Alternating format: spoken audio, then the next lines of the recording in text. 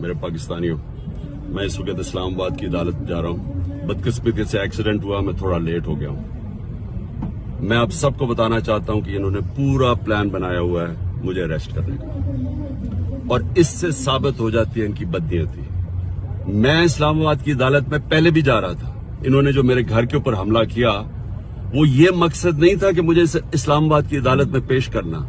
मकसद ये था कि मुझे जेल में डालना। जेल में क्यों डालना?